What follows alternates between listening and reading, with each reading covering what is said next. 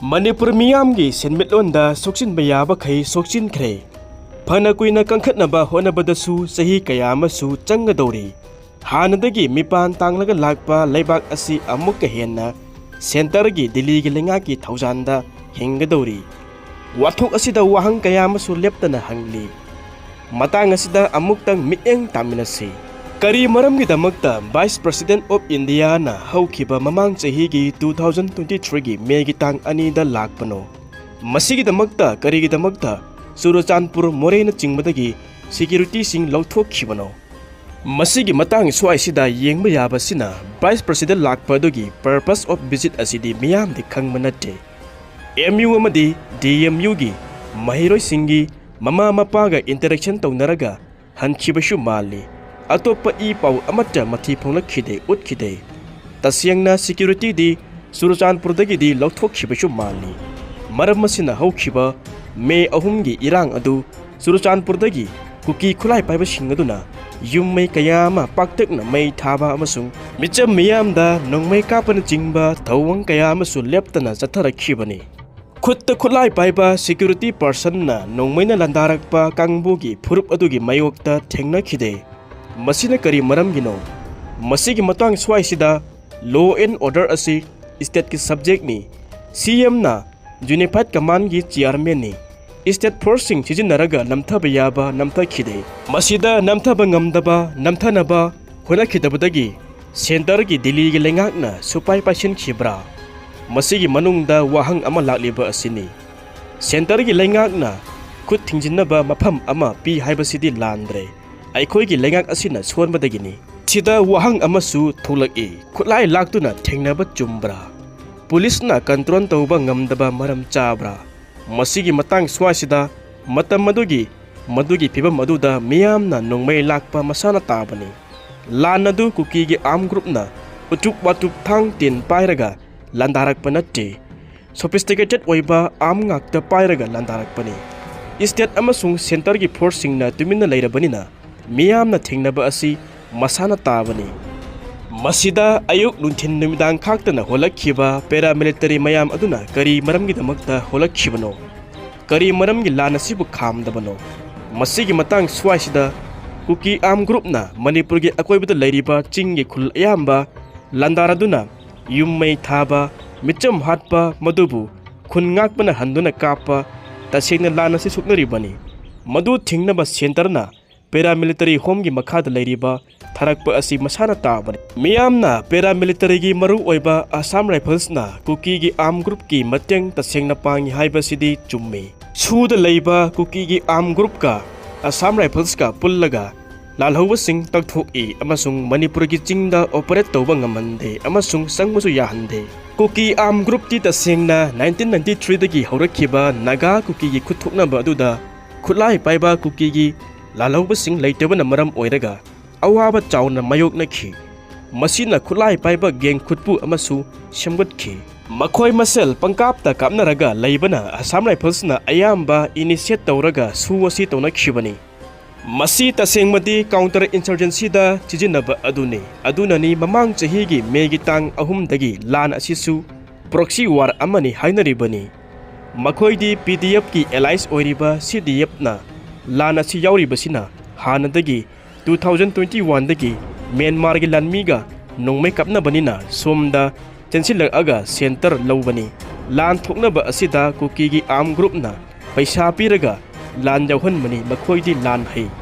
suda leiba kuki gi arm group sing adudi lan hai banate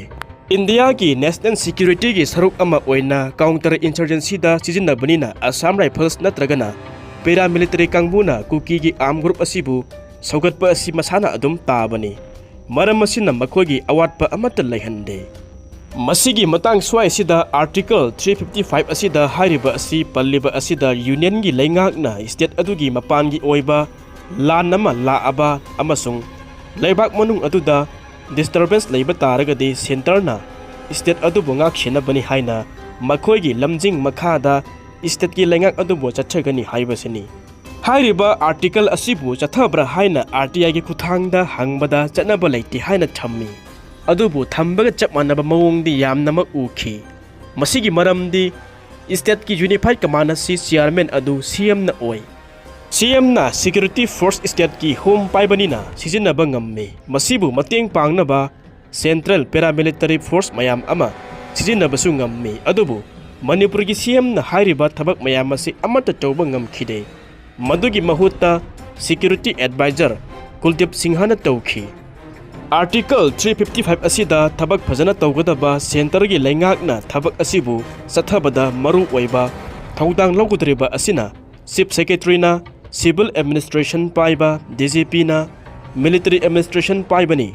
मखोई की मथकता governor लेगदबनी हंदक की वाथोक असिदा governor की महुत्ता CM ना तौगदबा मयाम अदुसु अमत उखिदे अयाम मतमदा CM ना तौफम थोप मयाम अदु तौखिदे सेंटर की ओइना आर्टिकल असिबु चनदे हाइबनीना मियामना वरौरिबा असिना मणिपुर की CM ना सोली हाइन लौई तसेंगमदी CM ना हाइदोकलम तारगदी मियामना सेंटर की लेंगाक असिबु उनसिलगा ताइनरमबसु याय अदुबु असिना हंदक पांगथोखिबा 19 सुबा लोकसभा की इलेक्शन असी हेक लोइरगा BJP की ओइबा चुंगसिनबा लेंगाक अमा NDA ना पाइखबा मतुंग अदवाइदा सिक्योरिटी की रिव्यू मीटिंग तौबदा chief secretary DGP security adviser लोइनना असम राइफल्स अमसुंग अतै लानमी की मकोक थोंगबा कया अमा यावरगा मणिपुर की CM यावदना सिक्योरिटी रिव्यू तौखिबा असिनी चीरबा मतमदा सिक्योरिटी की लुचिंगबसिंग असिगा गवर्नरगा तोइना अदुम उनै गवर्नरना मणिपुर की वाथोक असिगिदमक्ता प्राइम मिनिस्टर होम मिनिस्टर उनबा चटली वरी वताई तोइना सनै अदुबु मतांग असिदा CM दी चट्टे उनदे गवर्नरना महुत छिनबगुमना तौई मरम मयाम असिना आर्टिकल असिबु चथबरा हाइबा असिनी सेंटरनसु सिक्योरिटी एडवाइजर DGP अमसुंग चीफ सेक्रेटरी मखुत चाबा खंदुना हाबलखिबनी थोकलिबा इरांग असिगी मनुंगदा इंडिया की अरवनबा एजेंडा सिंग असि करी करी लई हाइना अमुक्तंग येंगबा याबगे हाइबसु येंगमिनसि थोकलिबा इरांग असिदा खुदोंग चाबा लौरगा इंटरनेट सिक्योरिटी की दमक्ता काउंटर इंसर्जेंसी असिबु मेजर्स ओइना ओंथोकपा मरम मसिना कांगलुप की लान ओइहंदुना हेन्ना चाथोखंदुना असि अनागी मसिंग हेन्ना मतेंग पांगसिनबा आइडिया ऑफ मणिपुर असिबु थुगाइनबा कांगलुप अमगी फुरुप अमगी डिमांड सिंगदा सौगतपा मानबा उतुना सीबा नाबा कीदना थेंना हनबा प्रोक्सी वार ओइबनिना पेट्रोन ओइबा पैरामिलिटरी फोर्स अमना खुचु खुलाई चाना थकनबा अमसुंग लेफम चाफम वातनबा पीबा कुकी आर्म ग्रुप की नोंगमई मरु बोम वाली हाइबा तादे खुदिमक असि सेंटर की लेंगाकना नेशनल सिक्योरिटी की पार्ट अमा ओइना लौई मतांग असिदा नेशनल इंटरेस्ट स्टेट इंटरेस्ट हाइबा असि नमसिलगा चटपगे थवंग अमा उरे मथंगदा नेशनल की इकोनॉमीदा मतेंग चावना ओइगदौरिबा एशियान की लमसिंगदा सेंदानबदा अमसुंग अवांग नोंगपोक की मिनरल मयाम अमा लौथोकनबा कलादान प्रोजेक्ट माइ पाकनबा होनबदा सिन स्टेट की कुकी अमसुंग मणिपुरदा आइन काइना चंगलक्लबा खुंदारिबा सिंग असिना सियमबा आर्म ग्रुप मयाम अमा सौगतुना थम्बा अदुननी नार्को टेरोरिस्ट का चिन कुकी जो नेशनलिज्म का पुनसिनबा ngamhaliba asi amasung ayat apan amata pidana free thaduna tawningba mohongda tawba phangali angda Chinese factor adu tasingna utpa horaki Kaladan project asi mai pakpa taragadi China na Indian Ocean da arwanba thabak kaya ama tawriba asi check tawbasu ngamhangani Myanmar gi lanmi ga tinabada honabada su China gi factor asini China na US ka thingnaba ngamnaba sector khudimakta sakhathanaba honabada apanba pinaba honaba asi India amasung US ki manaba interest amani masi loinamak asi irang manungda loina thulai aroibada irang asi loisinbadi center gi lengaknabu tawninglaba taragadi thuna loisinbasu yai adunani border gi security force ki additional director general oiramba PK Misrana paramilitary kanglup amana Kuki arm group ta saugat pasi tokpa taragadi irang asi nemba yai haina panchiba laikhi UN gi Human Rights Commission gi mifam adudasu mihut taraga nipal leiba amana resign tokchibagi taraga taret leiba asigi Japan gi mihut oikhiba Professor Taraya Kojinchu wathok asigi matangda pukhalakpa haibasi malem gi oina Manipur gi wathok asibu khangi haiba takpani masina khangbadasu lana khanglaroi aiko gi mihut Human Rights Alert ki Bablu Loitongbamsu yauri khudimmak asi yengjaraga international community singi pressure leiba anauba BJP ki coalition gi leingak asina tha ahum gi manungda irang asibu loishinna ba honagani haiba asida miyam nam iyang changba chumgani amuktang yengba tai